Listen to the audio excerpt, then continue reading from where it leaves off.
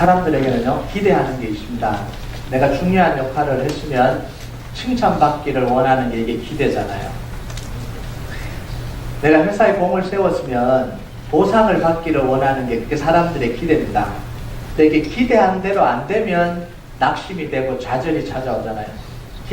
기대한 대로 안 되면 분노가 생기면 기대를 했는데 안 해주니까. 에스더가 왕후로 정해지고 난 뒤에 모르드게 속에는 기대가 생겼을 겁니다. 기적이 일어났잖아요.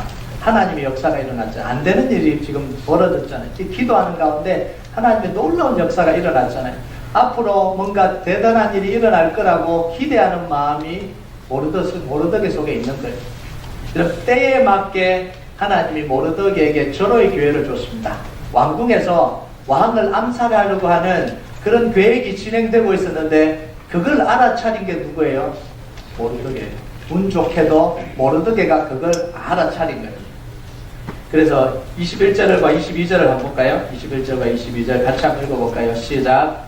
모르드게가 대궐문에 앉았을 때에 문을 지키던 왕의 내시 빅단과 데레스 두 사람이 원한을 품고 아하수에로 왕을 암살하는 음모를 꾸미는 것을 모르드게가 알고 왕후 에스더에게 알리니 에스더가 모르드게 이름으로 왕에게 알린지라. 모르드게가 대궐문에 앉았다. 이건 뭘 표현하냐면 모르드게의 지위를 알려주는 표현입니다. 모르드게는요, 왕궁을 지키는 문지기가 아닙니다. 대궐문에 있다 이래서 문지기라고 착각하기 쉬운데, 이 당시 대궐문이라고 표현된 데는 이 대신들이 정사를 논하는 곳이 대궐문이라고 표현된 거예요.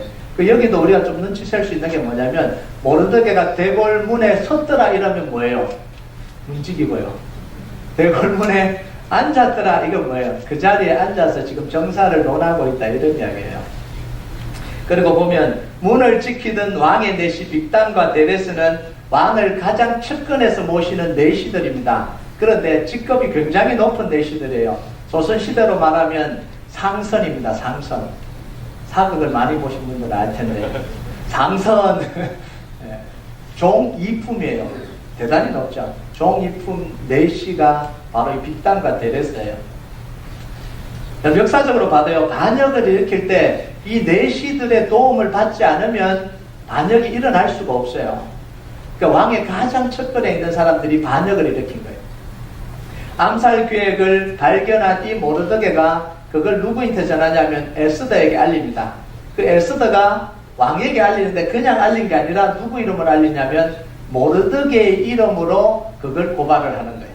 그러니까 왕이 두 사람을 잡아서 조사를 해보니까 그게 사실입니다. 그래서 두 사람을 이 나무에 달아 죽이는 걸로 반역을 다 끝낸 거예요. 그리고 마무리를 어떻게 했냐면 모르드게의 이름을 왕궁 일기에다가 기록하는 걸로 그 사건을 다 마무리를 했습니다. 그러니까 이건 대단한 일이 아니에요. 지금 왕궁 일기에 모르드게 이름이 지금 적혀 있는 거예요. 자, 이제 모르드게는 뭘 기대하겠습니까? 모르드게의 인생에 지금 탄탄대로가 지금 열려야 되는 거예요. 자기의 딸은 왕후가 되었고요. 자기는 왕을 죽이려고 하는 그 암살 계획을 미리 이야기해서 그 암살을 막은 거예요. 반역을 막은 주인공이 누구냐면 이 모르드게입니다. 이제 모르드게는 왕의 신임을 얻어서요, 자리가 올라갈 거고 상을 받을 거고, 이건 누구나 기대할 수 있는 거잖아요. 모든 신하들이 생각했습니다. 조만간 모르드게가 지위가 올라가겠구나 이 생각을 하고 있었습니다. 모르드게도 그 생각을 하고 있었을 거예요. 그런데 3장 1절에 보면 아무도 예상하지 못한 일이 벌어져 버렸습니다. 그럼 1절 한번 읽어볼까요? 1절 시작. 그 후에 아하수에로 왕이 아각 사람 함므다다의 아들 하만의 지위를 높이 올려 함께 있는 모든 대신에 두니. 왕이 모르드게의 지위를 올린 게 아니라 하만의 지위를 올렸습니다. 그리고 모르드게에 대해서는 한마디도 말하지 않아요. 어떻게 이럴 수가 있어요? 갑자기 하만이 등장을 해버립니다. 모든 사람들이 모르드게가 지금 상승할 거라고 생각했는데 하만이 올라와요. 오늘날로 말하면 듣보잡이 지금 듣도 보도 못한 이 등장을 해갖고 지금 상승이 지위가 올라가 버린 거예요. 이 일은요, 모르드게에게 견디기 어려운 심경을 안겨줬습니다. 여러분 이 상황이라면 어떨 것 같아요? 말을 할 수가 없어요. 말 안 하잖아요. 그죠? 말을 할수록 힘들어서 말을 안 하시는데. 여기서요, 우리는요, 우리 인생이 우리 기대대로 안 된다라는 걸 알 수 있어요. 여러분, 잘 되어가던 일이 갑자기 틀어져 버립니다. 우리가 경험하는 일이잖아요. 모르드게만 경험하는 게 아니잖아요. 정말 거기에다가 내 인생을 다 걸고 있었는데 다 될 쯤에 틀어져 버린 거예요. 여러분, 내가 받아야 될 공을 다른 사람이 가로채가 버립니다. 이런 일이 있다잖아요. 내 공인데 다른 사람이 가로채가 버리는 거예요. 내가 죽도록 수고했는데 칭찬은 못 듣고 욕만 먹는 거예요. 정말 내가 힘들게 했는데 칭찬 들을 거라고 생각했는데 욕을 먹어버리잖아요. 이런 일이 교회 속에서 일어나잖아요. 여러분 속에서도 일어나잖아요. 다른 사람이 나를 모함해서 공경에 빠뜨리기도 하잖아요. 나는 아무 잘못하지 않았는데 모함해서 공경에 빠뜨려 이야기를 잘못해갖고 그냥 나를 공경에 빠뜨려버리기도 하잖아요. 여러분, 이럴 때 우리가 어떻게 살아야 되는지, 어떤 믿음의 태도를 취해야 되는지, 어떻게 하나님 앞에 살아야 되는지 난감하잖아요. 여러분, 근데 우리가 하나 알아야 될 사실이 뭐냐면, 하나님은 우리가 한 일을 절대로 잊지 않으신다는 거예요. 아멘. 여러분 믿으십니까? 아멘. 사람들은 잊어요. 사람들은 다르게 평가해요. 그러나 하나님은 우리가 한 일을 절대로 잊지 않으십니다. 아멘. 반드시 기억하고 갚아주실 때가 옵니다. 아멘. 이걸 믿으니까 우리가 믿음으로 살 수 있는 거예요. 이걸 안 믿으면요, 교회는 아마 싸움터가 될 겁니다. 어떻게 나를 안 믿어주냐? 어떻게 나를 이렇게 대하냐? 어떻게 나에게 이렇게 할 수 있냐? 막 싸움터가 벌어져야 돼요. 그런데 우리가 그러지 않을 수 있는 이유가 뭐예요? 하나님이 내가 한 것을 알고 계시기 때문에 그렇습니다. 하나님은 반드시 여러분의 한 일을 그대로 갚아주십니다. 아멘. 아멘 하세요 좀. 모델을 통해서 나중에 다 보여줍니다. 그때 아멘 하시려고 지금 안 하시는 거죠. 여러분, 하만이 어떤 과정을 통해서 지위가 상승하게 됐는지 아무도 몰라요. 성경이 침묵하고 있습니다. 성경이 침묵할 때는 주로 두 가지잖아요. 하나는 그걸 디테일하게 알 필요가 없을 때는 성경은 침묵합니다. 굳이 그걸 디테일하게 알려줄 필요가 없을 때. 또 두 번째는 뭐냐면 그 일어난 이유보다 그 사건이 발생하고 난 뒤에 일어난 일이 더 중요하기 때문에 앞에 건 디테일하게 안 다루고 뒤에 걸 디테일하게 다루는 거예요. 하만의 등장으로요, 모르드게가 유대인들 사이에 순식간에 먹구름이 끼어버렸습니다. 잘 될 거라고 기대했는데 먹구름이 찾아와 버렸어요. 설상가상으로 왕이 모든 신하들에게 하만에게 무릎 꿇고 절해라, 이 명령이 내려오면서요, 상황은 더 심각해져 버렸습니다. 그럼 학자들은 이렇게 이야기를 해요. 왜 왕이 하만에게 모든 신하들이 꿇어 절하라 그랬냐? 이 지위가 상승된 이 인사조치가 부당하기 때문이었다는 거예요. 갑자기 올라가니까 신하들이 지금 동요하고 있는데 그 동요를 잠재우기 위해서 취한 조처가 바로 이 조처라는 거예요. 그만큼 하만의 지위가 정상적인 과정을 안 거쳤다, 이런 이야기입니다. 자, 왕의 명령이기 때문에 모든 신하들이 다 절할 수밖에 없어요. 다 절했습니다. 그런데 모르드게만 왕의 명령을 어기고 하만에게 무릎을 꿇지도 않고 절하지도 않았다, 이렇게 이야기해요. 왜 모르드게가 이런 행동을 했을까요? 왕이 명령했는데 왕이 자기의 공을 알아주지 않는 그 서운함 때문일까요? 내가 공을 세웠는데 하만을 올려주니까 나는 왕의 말을 듣지 않겠다, 이런 서운함 때문에 그랬을까요? 아니면 하만이 비열한 수단을 써서 공모술수를 써서 승진을 했기 때문에 나는 그걸 인정할 수 없다, 그러고 절을 안 했을까요? 여러분, 물론 모르드게 마음속에 이 두 가지 마음이 다 있었을 거예요. 그죠? 이 두 가지 마음이 없으면 사람이 아니죠. 그거는 사람이에요. 다 두 가지 마음이 있어요. 그런데 그 두 가지를 가지고 절을 하지 않았다는 걸 설명하기에는 너무 부족한 게 많아요.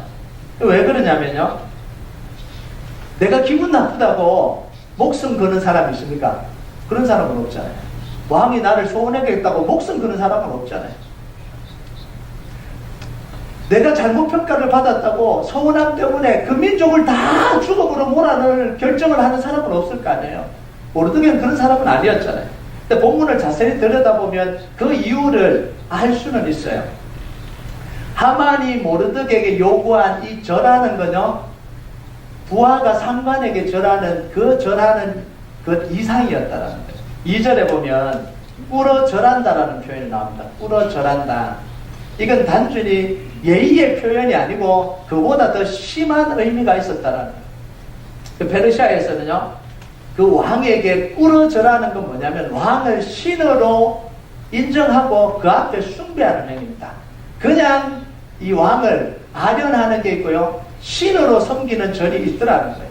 그래서 여기 보면요, 헤로도토스는 그 역사책에 뭐라고 기록했냐면, 스파르타인들이 한 번은 페르시아에 왔는데요, 왕에게 꿇어 절하라는 걸 거부한 적이 있습니다.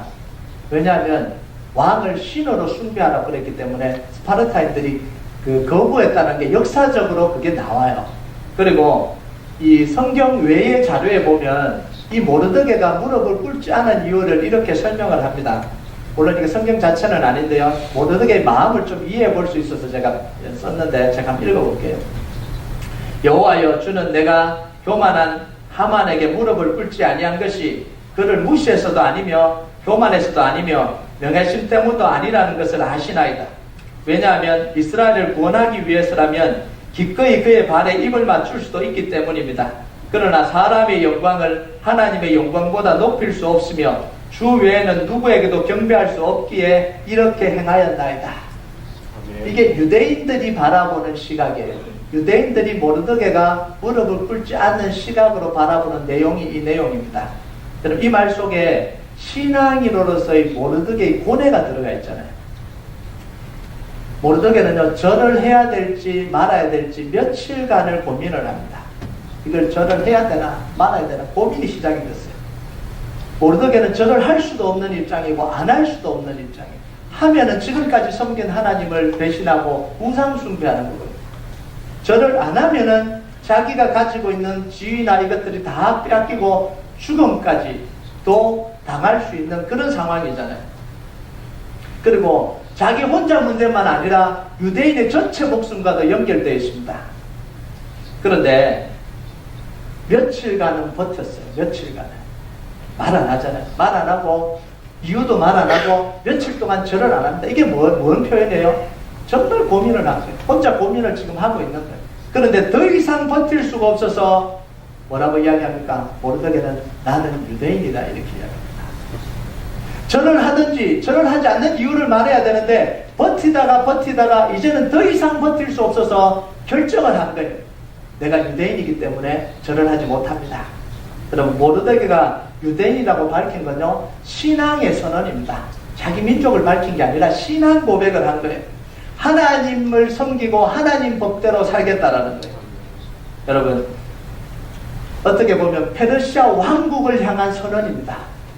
페르시아 왕을 향한 선언이에요. 신앙의 선언입니다. 나는 여호와 하나님을 섬기겠다라는 선언이에요. 여러분, 이 선언으로 모르드게는 모든 걸 다 잃어버릴 겁니다. 자기 지위도 다 잃어버릴 거고 자기 목숨까지도 다 잃어버릴 겁니다. 자기 가족도 다 잃어버릴 수도 있습니다. 그러니까 모르드게가 이렇게 하는 게 얼마나 힘들었겠어요. 내가 유대인이라고 밝히는 게 이게 얼마나 힘들었겠어요. 이게 뭐하고 똑같냐면 다니엘의 세 친구하고 똑같은데 풀무불 앞에서 신상에 절하면 살려주고 절하지 않은 풀무불로 들어가는 그 선택을 지금 모르드게가 한 겁니다. 여러분, 모르드게는 왜 모든 걸 다 포기할 각오로 내가 유대인이라는 걸 밝혔을까요? 모르드게는 이제요, 결단을 한 거예요.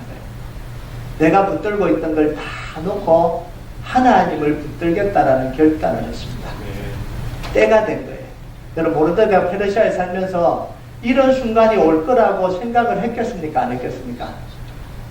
늘 생각하고 살았을 거예요.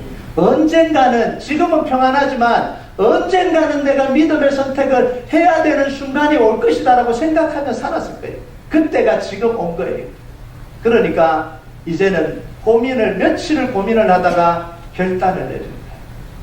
여러분, 우리가요, 신앙생활 하면서 뭘 알아야 되냐면 믿음을 결단하는 순간이 찾아온다라는 생각으로 믿음 생활해야 됩니다. 현대인들은요, 이 생각을 안 하고 사는 것 같아요. 언젠가는 진짜 이 모르드게처럼 내 신앙의 결단을 해야 된다라는 생각을 안 하고 살아가는 거예요. 여러분, 그런데요, 저 무슬림 지역에 있는 이 신앙생활하는 사람들은 늘 이 생각을 가지고 살아갑니다. 지금은 괜찮지만 언젠가는 내가 내 믿음의 결단을 해야 되는 순간이 온다라는 거예요. 선교사들도 마찬가지고요. 무슬림에서 돌아서서 크리스찬이 된 사람들은 언제나 이런 생각을 하고 살아가는 거예요. 그러니까 우리가요, 평상시 신앙생활을 열심히 하는 이유는 뭐냐면 이 결단의 순간에 제대로 결단할 수 있기 위해서 그런 거예요. 그냥 잘 살고 오늘 하루 살고 오늘 하루 그냥 기도하고 축복받고 응답받고 내 생활을 잘 살아가야지, 이것도 우리가 신앙생활을 하는 이유가 되겠지만요, 더 궁극적인 이유가 뭐냐면 내가 정말 신앙으로 결단해야 될 그때에 믿음의 고백을 할 수 있기 위해서 내가 말씀을 읽고 기도를 하고 예배를 드리는 거예요. 그러니까 이 생각을 하면 우리 예배는 달라져야 되잖아요. 우리가 기도하는 게 달라져야 되잖아요. 우리가 하나님 앞에 나오는 게 달라져야 되잖아요. 이게 신앙이더라고요.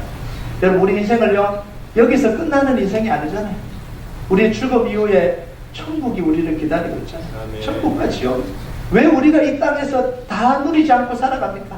언젠가는 이 땅을 떠날 날이 있다는 걸 믿고 기다리고 있기 때문에 그러잖아요. 그게 신앙이더라고요. 여러분, 이렇게 모르드게가 결단할 수 있었던 이유가 뭐냐면 하만이 주는 위협보다, 자기 재물이 주는 위협보다, 이 페르시아의 권력보다 하나님을 더 두려워했기 때문이다. 여러분, 사람은 두려워하는 사람의 말을 듣습니다. 잘해주는 사람의 말을 듣는 게 아니라 두려운 사람의 말을 듣잖아요. 맞습니까? 여러분, 엄마 말을 듣습니까? 아빠 말을 듣습니까?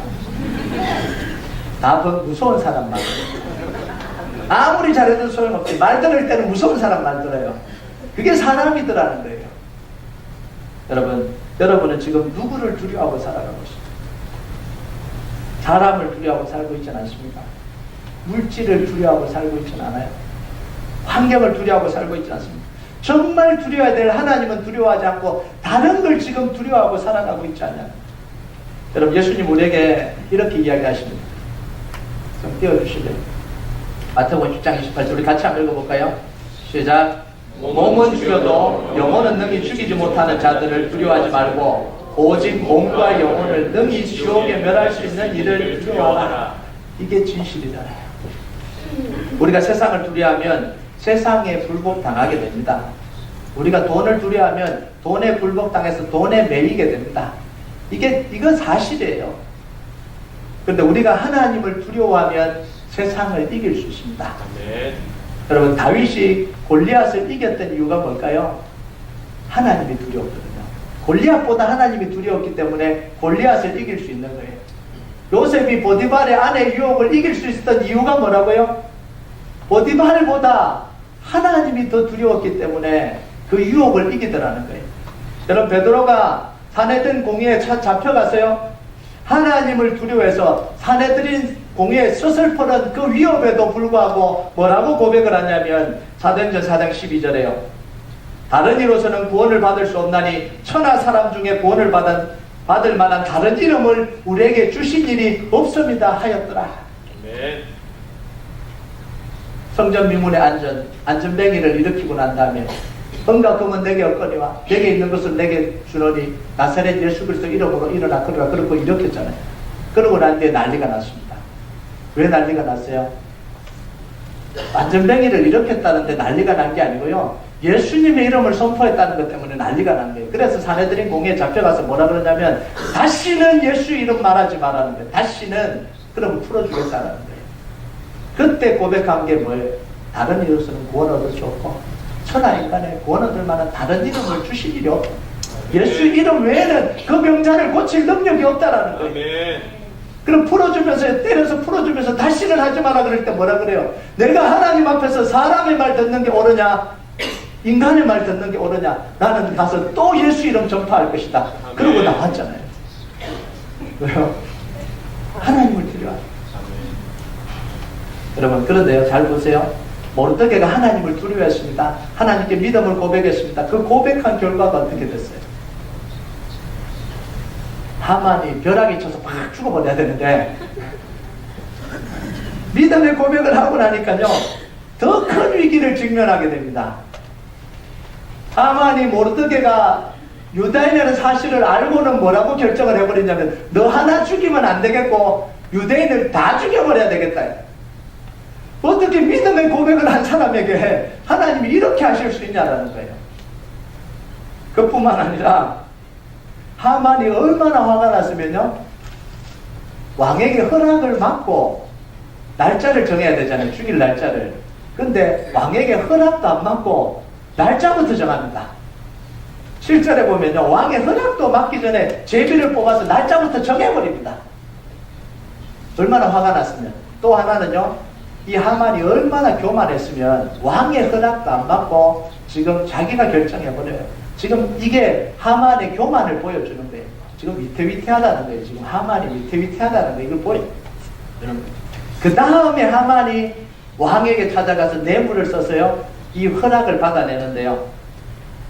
여러분 악한 음모를 꾸미는 사람들에게는 두 가지 특징이 있습니다. 첫 번째는 뭐냐면 거짓을 이야기합니다. 거짓을 이야기하는데 진짜 거짓을 이야기하는 게 아니라 교묘한 거짓을 이야기합니다. 어느 정도는 사실이고 어느 정도는 거짓을 이야기합니다. 왜냐하면 다 거짓을 이야기하면 다 들통이 나니까. 이게 방법이에요. 두 번째는 뭐냐면 뇌물이에요. 8절을 보면 하만이 유다인을 고소하는 내용이 나오는데 이렇게 고소를 합니다. 같이 한번 읽어볼까요? 시작. 하만이 아수에로 왕에게 아뢰되 한 민족이 왕의 나라 각 지방 백성 중에 흩어져 가는데 그 법률이 만민의 것과 달라서 왕의 법률을 지키지 아니하오니 용납하는 것이 왕에게 무익하니이다. 왕에게 하만이 구하는데 뭐라고 이야기합니까? 유대인이 있는데 이렇게 이야기 안 하고 한 민족이 있는데 이렇게 이야기합니다. 왜 유대인의 이름을 밝히지 않았을까요? 페르시아와 바벨론에서 유대인은요 포로 이상의 의미가 있습니다. 포로 민족 이상의 의미가 있어요. 왜냐하면 다니엘의 세 친구 그리고 이 사람들이 등용돼서 좋은 역할들을 감당했거든요. 다니엘은요 이 바벨론 나라의 세계 왕을 거쳐서 총리로 지냈잖아요. 그러니까 유대인에 대한 생각이요 좀 남다른 생각을 가지고 있어요. 유대인이 그런 사람이 아니라는 걸 알고 있거든요. 그리고 왕의 법률을 지키지 않는다 이게 거짓말이에요. 법률이 조금 다르다 이거는 사실입니다. 왜냐하면 유일신 하나님을 섬기니까. 하나님을 섬기는 그건 사실인데 법률을 지키지 않는다는 건 거짓말이에요. 조세를 꼬박꼬박 잘 낸 게 유대인입니다. 그 기록을 보면요 그 벌어서 세금을 꼬박꼬박 잘 내는 게 그게 유대인이었어요. 그 당시 자료를 보면. 그런데 이걸 뒤집어 버립니다. 하만은요 이런 사실을 교묘하게 비틀어서 유대인들을 왕을 적대하는 사람들로 만들어버려요. 그리고 두 번째, 하만이 왕에게 뇌물로 준 돈이 얼마예요? 1만 달란트. 이게 얼마나 되냐면 달러로 하면 1,800만 달러예요. 엄청나죠? 안 놀라는 거 보니까 부자들만 계시나요? 1,800만 달러예요. 한국 돈으로 220억. 220억 하니까 좀 놀라요. 왕이 그 충성심에요. 그 충성심에 감동을 한 거예요. 와, 이렇게 많은 돈을 내서라도 나를 대적하는 이 민족을 다 네가 다 학살할, 다 없애겠다고 너무너무 좋잖아요. 왕의 입장에서. 너무너무 좋잖아요. 그러니까 그 자리에서 왕의 반지를 빼서 줘버리고 네 마음대로 해라. 이러고 줘버려요. 그럼 이제 칼자루는 누구한테 넘어가냐면 하만에게 넘어갔습니다. 날짜도 결정됐죠. 왕의 반지도 받았죠. 이제 조서를 써서 선포하기만 하면 끝이에요. 드디어 조서를 작성하고 왕의 도장을 찍어서 각도로 내려보냈습니다. 운명의 날이 정해진 거예요. 죽음의 시계가 째깍째깍 움직이기 시작합니다. 이제 유대인들은 다 죽은 목숨이에요. 시간만 지나면 다 죽은 목숨이에요. 왜냐하면 한 번 내린 조서는 취소할 수 있다고요? 못해요. 이제는 다 죽어야 될 상황이에요. 아무리 둘러봐도요 하나님의 손이 보이지 않습니다. 하만의 완벽한 승리입니다. 모든 사람들이 하만에게 돌아서 버렸습니다. 그럼 4절에 보면 알겠지만 이 모르드게 고민하다가 유대인이다라고 이야기하니까 그 옆에 있는 사람들이 어때요? 그걸 쪼르륵 하마님한테 가서 일러줍니다. 모르드게는 혼자예요. 다 돌아서 버린 거예요. 그리고 15절에 보면 지금 상황이 얼마나 심각한 상황인지를 보여주는 게 15절이에요. 15절 한번 읽어볼까요? 15절 시작. 역졸이 왕의 명령을 받들어 급히 나가매 그 조서가 도성 수산에 반포되니 왕은 하만과 함께 앉아 마시되 수산성은 어지럽더라. 지금 이게 무슨 이야기예요? 왕은 하만과 함께 마시되 수산성은 어지럽더라. 하만이 왕의 눈과 귀를 다 가려버린 거예요. 왕궁에는 다 하만의 사람들로 채워졌습니다. 바깥에서 일어난 일이 한마디도 왕에게 전달되지 못하는 구조로 만들어버렸어요. 이런 상황에서 유대인들을 죽이라는 조서가 내려가 버렸습니다. 여러분, 모르드게가 믿음의 고백을 했는데 왜 안 도와주시죠, 하나님을? 하나님을 선택하고 모든 걸 포기했는데 왜 하나님은 침묵하시죠? 내가 하나님의 뜻대로 살려고 하는데 왜 힘들어집니까? 예수님을 잘 믿으려고 하는데 왜 자꾸 힘들어집니까? 우리가 한 가지 기억해야 될 게 있는데요. 그게 뭐냐면 믿음의 고백을 하고 나면 현실 문제가 바로 해결되지 않는다라는 사실입니다. 내가 믿음의 고백을 하면 바로 문제가 해결되면 아무런 문제가 없겠는데 아니에요. 믿음의 고백을 하면 현실 문제가 해결이 안 돼요. 10중 8구 더 힘들어집니다. 그렇죠? 경험해본 사람은 알 거예요. 보세요. 믿음의 고백을 하는 순간 공격을 당해요. 여러분, 다니엘의 세 친구가 믿음의 고백을 하고 난 뒤에 일어난 일이 뭐예요? 풀무불로 들어가야 되잖아요. 믿음의 고백을 했기 때문에 풀무불로 들어가는 거예요. 고백 안 했으면 안 들어가도 되잖아요. 다윗은요, 믿음의 고백을 했기 때문에 골리앗하고 싸우러 가야 되는 거예요. 그냥 안 보고 지나칠 수도 있어요. 자기 일 아니잖아요. 그런데 믿음의 고백을 했기 때문에 골리앗하고 맞닥뜨려야 되는 거예요. 에스더가 믿음의 고백을 했기 때문에 죽으면 죽이라고 왕 앞으로 나가야 되는 거예요. 여러분, 이 어려움은 그런데 뭐냐면 하나님이 일하시는 과정이에요. 믿음의 고백을 하면 안 된다 이게 아니라 하나님이 일하시는 그 과정이 필요하기 때문에 믿음의 고백을 한 사람은요, 하나님의 일이 이루어질 때까지 그 짧은 시간을 이기고 견뎌야 되는 거예요. 기도로 이기고 견뎌야 되는 거예요. 여러분, 우리가 믿음의 고백을 하면요, 여러분 알고 고백하세요. 여러분 믿음의 고백을 하면 잠시 잠깐의 고통을 이겨야 됩니다. 여기 시브리서 10장 35절에서 39절까지 보면 우리 한번 읽어볼까요? 같이 읽겠습니다. 시작. 그러므로 너희 담대함을 버리지 말라. 이것이 큰 상을 얻게 하느니라. 너희에게 인내가 필요함은 너희가 하나님의 뜻을 행한 후에 약속하신 것을 받기 위함이라. 잠시 잠깐 오면 오실리가 오시리니 지체하지 아니하시리라. 나의 의인은 믿음으로 말미암아 살리라. 또한 뒤로 물러가면 내 마음이 그를 기뻐하지 아니하리라 하셨느니라. 우리는 뒤로 물러가 멸망할 자가 아니오 오직 영혼을 구원하며 이르는 믿음을 가진 자니라. 아멘. 원리를 아시겠습니까? 그러므로 너희 담대함을 버리지 말라는 거예요. 너에게 인내가 필요하다는 거예요. 하나님이 약속하신 것을 그걸 받기 위해서는 그 시간이 필요하다는 거예요. 여러분, 우리의 믿음의 고백이 강하면 강할수록 사탄의 방해도 강하게 드러납니다. 우리가 잠잠할 때는 사탄도 잠잠합니다. 건드리지 않아요. 건드리면 어떻게 합니까? 기도하기 시작하니까 안 건드리는 거예요. 힘겹게 하면 기도하기 시작하잖아요. 가만 놔두는 거예요.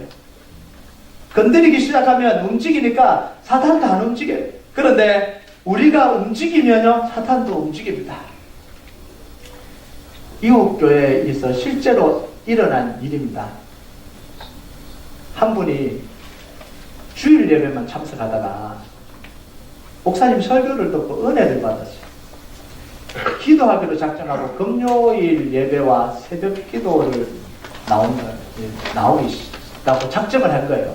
이제 기도를 좀 해야 되겠다. 이 마음에 막 뜨거움이 생겨서, 그래서 금요일날 금요일 회복 집회를 탁 하고 가는데 교회 앞에서 교통사고가 나버린 거예요. 정말 기도하고 나왔는데 아들 차를 몰고 왔대요. 아들 차를 몰고 왔는데 예배 끝나고 가는 길에 교통사고가 나버린 거예요. 그 마음이 얼마나 상심이 되겠어요. 어떻게 내가 기도를 안 하다가 기도하러 왔는데 일어나. 그러고는 그래도 내가 열심히 해야지. 이러고 다음에 또 다음 주인가요? 또 금요일 딱 했는데 그때는 차를 맡겨놓고 차가 없어서 남편 차를 몰고 왔대요. 예배를 끝나고 나가는데 거기서 또 교통사고가 뺑 나와요. 그래서 걱정을 하더라고요. 목사님이. 이분이 지금 하려고 그러는데 시험 들면 어떡하나. 여러분, 예배 드리러 와서 돌아가는 길에 교통사고가 나면 예배를 계속해서 나와야 될까요? 그만 나와야 될까요? 여러분 어떻게 생각하십니까? 제가 그랬어요. 하나님이 그 사람 너무너무 사랑하시나. 하나님 너무 사랑하시나. 그 사람은 기도하지 않으면 안 되는 사람이에요. 여러분 보세요. 가만히 있다가 예배 드리러 왔는데 교통사고를 내는 정도면 이 사람 얼마나 대단한 사람이에요. 이 사람은 기도하면 안 되는 거예요. 사단 입장에서 보면 이 사람은 기도하면 안 되는 거예요. 그러니까 한 번도 이 사고가 안 나는 사람도 있는데 어떻게 예배 결단하고 예배 나오는 순간마다 아들 차 사고 나고 남편 차 사고 나고. 여러분 이게 영적인 세계예요. 여러분이 결단하고요. 기도해야 되겠다고 새벽기도 나와서 기도하고 돌아가면 남편하고 싸워요. 그럼 뭐라고 생각합니까? 기도하니까 내가 지금 안 되는구나. 기도하지 말아야지. 예배 은혜 받고요. 돌아가면은 또 안 좋은 일이 일어납니다. 그러면 어이구 기도하니까 더 안 좋은 일이 생기네. 하지 말아야지. 이런 생각을 하는 게 이게 비신앙적인 생각이에요. 여러분 예배 드리고 기도하고 하나님을 만나고 돌아가는 순간 사고가 나든 문제가 생기든 어려움이 생기면요 그건 하나님이 여러분을 사랑하는 증거입니다. 아멘. 아멘 크게 하세요. 이걸 알아야 돼요. 그런데 여기에 무너지는 거예요. 사고 나니까 오지 마라 그런가 보다. 여러분의 기도가 얼마나 중요하기 때문에 중요하면요 사단이 그걸 막을 사고까지 내서 막게 합니까? 남편하고 싸우게까지 해서 막게 합니까? 재산 충나게 해서까지 막게 해요. 그걸 알아야 되는 거예요. 그걸 깨닫는 게 영적인 원리를 깨닫는 거예요. 여러분 7절을 유심히 바라보면요 하나님의 손이 움직이고 있다는 걸 느낍니다. 하만 세계잖아요. 하만 세계 속에 지금 하나님이 역사하신다는 걸 7절을 통해서 볼 수 있어요. 하만이 유대인들을 죽이기 위해서 날짜를 정했는데 그 시대의 풍속을 따라서 제비를 뽑았습니다. 이게 뭐냐면 점 쳤다는 이야기예요. 점을 쳐서 기란 날짜가 언제인지를 받았다는 이런 이야기입니다. 그런데 그 날짜가 언제로 잡혔어요? 12월 13일로 잡혔습니다. 자, 이 점을 던진 날이 언제예요? 1월 13일. 자, 1월 13일에 던졌는데 2월도 있고 3월도 있고 4월도 있고 5월도 있고 6월도 있고 7월도 8월 9월 10, 11일 12월 13일로 나와서 12월 13일로 당장 죽이고 싶은데 참 이것도요 참 은혜예요. 당장 죽여도 되는데 뭐 점을 쳐야 되니까 어쩔 수 없잖아요. 그런데 보니까 12월 13일로 잡힌 거예요. 여러분 하나님은 그 긴박한 상황 속에서도 하나님의 백성을 지금 돌보시고 계시는 거예요. 아멘. 하나님은 이 점치는 그 속에서도 역사하시는 하나님. 점치를 가지는 마세요. 점치는 것도 하나님이 컨트롤하고 계시는 거예요. 그렇다면 하나님이 점을 주신다는 이야기 아니에요. 그것도 컨트롤하고 계시는 거예요. 여러분 1월 13일을 던져서 2월 13일에 날짜가 나왔습니다. 얼마나 나왔어요? 11개월이요. 11개월. 하나님은요 시간을 통해서 역사하시는 분이에요. 시간을 통해서 역사하시는 분. 11개월이라는 시간은 어떤 시간이죠? 하나님이 일하시는 시간이에요. 우리에게는 기도하는 시간이고 하나님은 하나님에게서는 일하시는 시간입니다. 아멘. 하만의 계략을 뒤집는 시간이 11개월이에요. 아멘. 이때부터 유대인들을 구하기 위한 하나님의 손이 바빠지기 시작합니다. 이제 그 다음부터 나오기 시작하는데요. 하나님의 역사가 바빠지기 시작합니다. 이 11개월 안에 하나님의 역사가 일어나야 되기 때문에 바빠지기 시작해요. 여러분, 여러분에게 시간이 있다면 안심하십시오. 여러분에게 어떤 어려움이 오고 어떤 힘겨움이 와도 기도할 수 있는 시간이 있다면 하나님이 역사하십니다. 아멘. 그러니까 그 시간을 헛되게 보내지 말라는 거예요. 걱정하고 보내고 화나서 보내고 갈등하면서 보내고 우울증으로 보내고 그러지 마시고 그 시간은 하나님이 역사하도록 기도하도록 여러분에게 주신 시간이에요. 아멘. 그러니까 밤에는 잠자시고 아침에는 기도하세요. 밤새도록 잠 못 자고 계시지 말고 하나님께 맡겨놓고 기도하라고 주신 시간이에요. 하만이 불을 뽑은 날이 언제냐면 1월 13일입니다. 1월 13일이 출애굽할 때 어떤 날이죠? 1월 14일이 6월절이에요. 1월 14일에 무슨 일이 일어났습니까? 장자들, 애굽의 장자들이 다 죽었습니다. 그런데 양피를 받은 이스라엘의 집에는 죽음의 사자가 넘어갔어요. 하나님이 애굽의 모든 장자들을 치실 때에 이스라엘 백성들을 구원하신 날이 언제냐면 1월 13일. 여러분, 이 날에 불을 뽑았다라는 건 의미가 있는 거예요. 이 불을 지나고 12월 13일에 누가 죽는다고요? 하나님의 백성들이 죽는 게 아니라 하나님의 대적들이 죽는다는 걸 지금 암시하는 거예요. 성경은 문학적이거든요. 여러분, 예수님의 십자가는 예수님이 저주를 받고 사형틀에서 죽는 날이었습니다. 그날에 정작 죽은 건 누구죠? 예수님의 십자가에서 정작 죽은 건 누구예요? 예수님이 아니라 사탄이고 사망이고 저주고 재앙. 여러분, 예수님은 부활하시면서 모든 죄와 저주와 사망과 사탄의 권세를 십자가에서 이기셨습니다. 아멘. 여러분, 사탄은요 모든 세상 권력을 동원해서 거대한 업무를 꾸몄잖아요. 예수님을 십자가에 죽이려고요. 종교 권력을 동원했습니다. 배신자를 동원했어요. 모든 걸 다 동원해서 예수님을 십자가에 못 박아 죽이려고 했습니다. 그런데 정작 죽은 건 누구예요? 사탄이에요. 이게 하나님의 역사예요. 아멘. 여러분, 아무리 사탄이 하나님의 백성들을 죽이려고 거대한 업무를 세워도요, 죽는 건 하나님의 백성이 아니라 죽는 건 사탄이에요. 이걸 믿기 때문에 우리가 담대하게 살아갈 수 있는 거예요. 아멘. 여러분 인생에 힘겨움이 찾아왔습니까? 어려움이 찾아왔습니까? 다 죽을 것 같습니까? 이제는 내가 사람들의 트랩에 걸려서 사람들이 나를 모함해서 아니면 지금 내 인생에 지금 문제가 찾아와서 죽을 수밖에 없다. 우리가 죽는 날이 아니라 하나님이 우리를 구원하신 날 되길 주님의 이름으로 축복합니다. 아멘. 여러분, 우리는 때로는요 하나님 없는 세계 속에 살아가는 것 같아요. 하나님이 원하시는 방식대로 살면 오히려 손해를 보는 것 같아요. 하나님 방식대로 살면 오히려 더 힘겨워지는 것 같아요. 여러분, 세상 방식대로 사는 게 더 잘 사는 것 같아요. 그래서요, 크리스찬까지도 이렇게 이야기합니다. 대충 신앙생활하고 살아. 제일 많이 듣는 말이 뭔지 아세요? 예수 믿는 건 좋은데 너무 빠지지 마라. 이 집사님, 권사님, 장로님들도 자기 자녀들한테 그런 이야기를 해요. 신앙생활 열심히 하고 하루 종일 교회 살고 있으면 그래, 예수 믿는 건 좋은데 너무 빠지지 마라. 그게 할 이야기입니까, 그게? 네? 여러분, 교회에서요 오래 머무는 이 자녀가요 복된 자녀예요. 잘 되는 자녀예요. 제가 여러 번 봤어요. 늘 제가요 학생들을 지도할 때 부모님이 찾아와서, 목사님 제 공부 언제 해요? 교회에서 살아요. 파트타임도 아니고 풀타임도 아니고 오버타임이에요. 교회에서 자요. 쟤를 어떻게 해요? 놔두십시오. 하나님이 키우십니다. 하나님. 근데 나중에 되보니까요 공부 열심히 했던 애들보다 더 잘 되더라고요.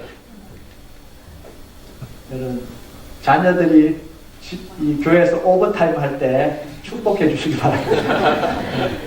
그런데 그 오버타임 하면 또 은혜 받아서 신학교 갈까봐 그게 또 벌벌 떨고 그냥 그 못 가게 하려고 그냥 의사 돼서 돈 벌어야 되는데, 교회에서 하나님의 집에서 사는 사람이 축복이에요. 지난주에 우리가 가슴을 텅컹 했지만요, 이 아이가 하나님 집에서 자는 게 얼마나 감사해요. 이름도 사무엘이더라고요. 제가 사무엘로 개명시켜 주려고 그랬어요. 잘 될 겁니다. 이러다가 찾아놨는데 오늘 파티해야 되는데 식당이 어디 갔는지 모르겠네. 여러분, 하나님의 말씀은요, 세상 방식대로 사는 게 아니라는 걸 보여주는 거예요. 모르드게가 얼마나 고민을 했을까요? 내가 그냥 절할 걸 그랬나? 내가 하나 희생당하고 우리 민족이 다 사는 게 낫지, 내 한마디 잘못해서 우리 민족이 몰살당하는 거 아닌가? 이런 고민을 했겠습니까? 안 했겠습니까? 그런데 하나님은요, 암울한 상황 속에서도 하나님의 손은 여전히 움직이고 계십니다. 세상 걸 놔버리고 하나님을 듣던 모르드게를 하나님이 붙들어 주십니다. 다음 주부터 서서히 밝혀지는 시간입니다. 여호와께서 집을 세우지 않으면 세우는 자의 수고가 헛됩니다. 여호와께서 성을 지키지 않으면 가수꾼의 경선함이 헛된 거예요.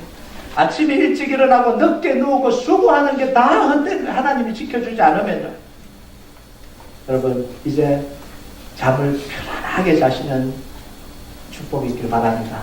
네. 하나님 사랑하는 자에게 잠을 주시는 거다. 우리 교회는 불면증이 사라지는 축복이 있길 바랍니다. 하나님께 다 맡겨놓고 믿음으로 붙들 때에 하나님이 지키시고 보호하시는 역사가 여러분 인생 속에 있길 주님의 이름으로 축복합니다. 네. 찬양하도록 하겠습니다. 제가 설교 준비하면서요, 이 찬양이 생각이 나더라고요. 내 이름 아시죠? 내 모든 생각도, 내 흐르는 눈물, 그가 닦아주고, 내 결단을 주님이 아시고, 내 마음을 주님이 아시고, 내 희생을 주님이 아시고, 내가 어떤 마음으로 살아가는지 주님이 아세요. 사람들은 오해할 수 있고, 사람들은 아니라고 할 수 있고, 사람들은 평가할 수 있어도 내 마음을 다른 사람이 평가할 수 없잖아요. 하나님은 그거 아십니다. 그리고 때가 되면 그 마음을 통해서 역사하십니다. 오늘도 우리가 이 고백을 하나님 앞에 올려드렸으면 좋겠습니다. 나를 지으신 주님,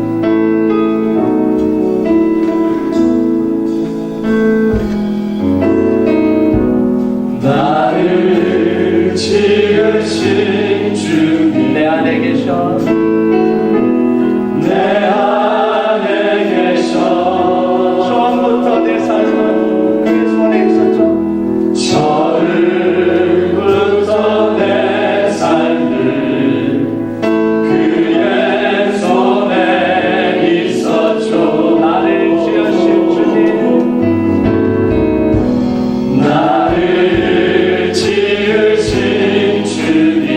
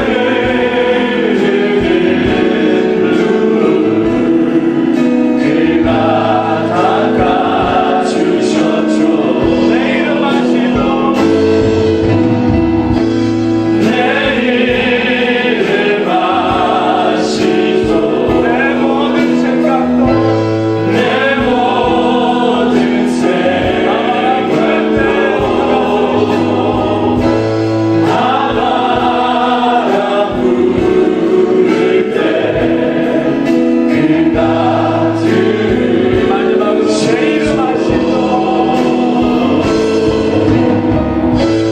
내 이름 아시죠. 내 모든 생각도 내 모든 생각대로 내 그가 닦아주셨죠.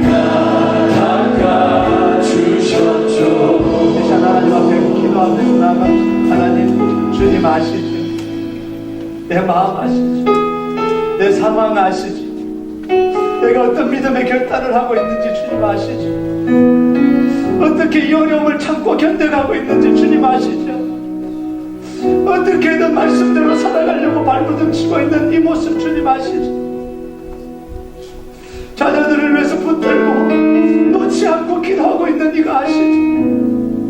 문제가 해결되지 않는데도 놔버릴까 고민하면서도 하나님 붙들고 견디고 있는 이 마음 주님 아시죠? 주님 응답하여 주시옵소서.